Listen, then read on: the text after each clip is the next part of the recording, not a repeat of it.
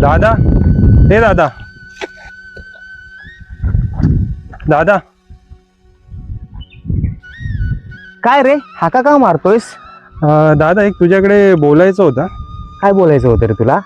मी काय म्हणतो, आपली ती पडीक जमीन आहे ती विकूया का? कुठली जमीन विकायचं बोलतोयस तू?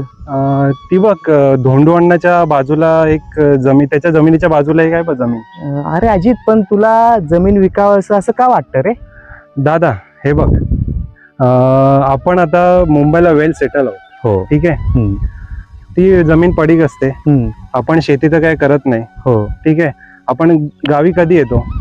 एक शिमगा झाला, गणपती म्हणा, किंवा मे महिन्याच्या काही सुट्ट्या असतील तर आपण गावी येतो. बरोबर. मग ती जमीन पडून असते तर मग त्यापेक्षा ती विकलेली बरी का? मी काय म्हणतो, बरोबर आहे ना?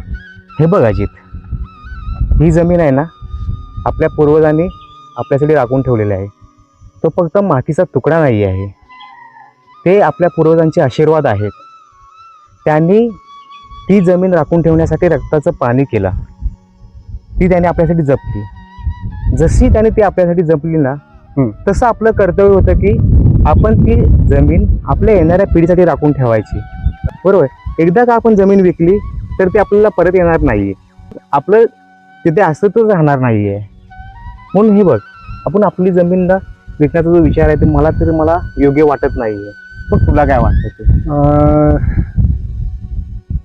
दादा, तुझं म्हणणं पटतंय मला. ठीक आहे, आपण ती जमीन नको विकूया.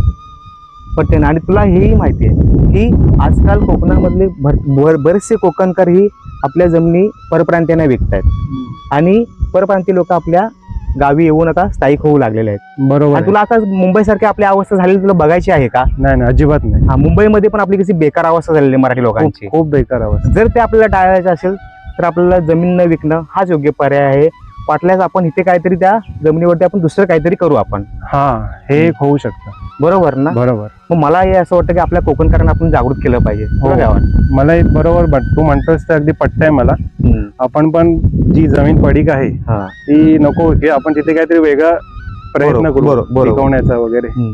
आणि आपण कोकण बांधवांना पण हेच सांगूया. आपण त्यांना एक संदेश देऊया. चला. कोकणी बांधवांना आमची कळकळीची एवढीच विनंती आहे की आपल्या जमिनी परप्रांतीयांना किंवा बाहेरच्यांना विकू नका. ती आपली माय आहे, तिला जपा, तिला राखा. कारण जमीन वाचली तरच कोकण वाचेल. जमीन ही विकायची नसते तर राखायची असते. धन्यवाद.